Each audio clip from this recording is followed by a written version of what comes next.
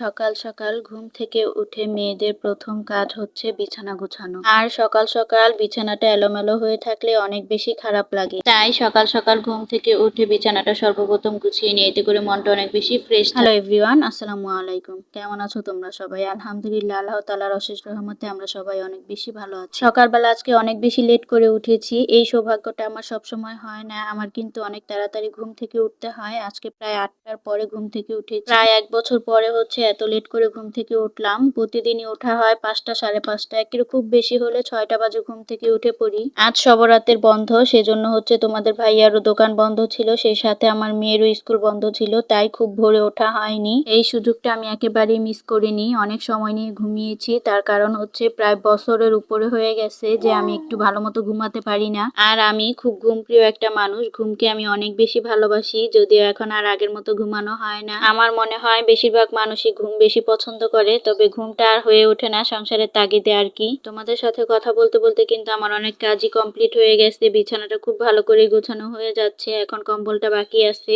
আর এই কম্বলটা গোছাতে গেলে আমার অনেক বেশি কষ্ট হয়ে যায়, প্রায় একটা যুদ্ধের সমান আর কি। কবে যে শীত যাবে বুঝতে পারতেছি না। শীতটা খুব তাড়াতাড়ি চলে গেলে অনেক বেশি ভালো লাগবে, তার কারণ হচ্ছে বাচ্চাকে নিয়ে শীতটা আর ভালো লাগছে না। কিভাবে শীত ভালো লাগবে তোমরা বলো তো? এই যে ছোট একটা বাচ্চা, ওর জামা কাপড় শুকাতে হয়, আর এত মোটা মোটা জামা কাপড় কিন্তু রোদ ছাড়া একেবারেই শুকানো যায় না।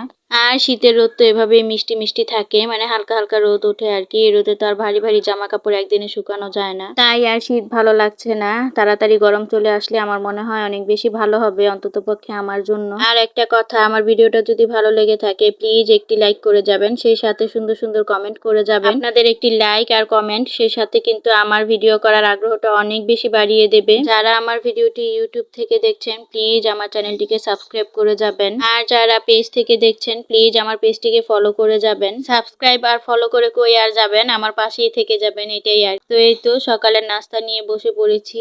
আজকের ফাঁকিবাজি নাস্তা, আজকের নাস্তায় ছিল চা, সেই সাথে ব্রেড টোস্ট। যেহেতু তোমাদের ভাইয়া বাসায় নেই, প্রতিদিন তো ভারী খাবার খাওয়া হয়, তো ভাবলাম আজকে একটু হালকা খাবারই খাই। তার কারণ হচ্ছে ভারী খাবার রান্না করতে অনেক বেশি সময় লেগে যায়। ওই যে বললাম ফাঁকিবাজি নাস্তা, এই নাস্তাটা বানাতে কিন্তু অনেক বেশি সময় লাগে না, খুব অল্প সময় হয়ে যায়, তাই আজকে এই নাস্তাটাই বানালাম। আর আমি তো এভাবে চা অনেক বেশি পছন্দ করি, চায়ের সাথে ব্রেড টোস্ট হলে তার কোনো কথাই নেই। এটা আমারও অনেক বেশি পছন্দ, আর আমার মেয়েরও। তাই আজকের নাস্তায় এই খাবারটাই ছিল। খাবারটা আমরা দুজনে অনেক বেশি মজা করে খেয়েছি। ও ভুলেই তো গিয়েছি, সাথে তো আবার কোয়েল পাখির ডিম ছিল।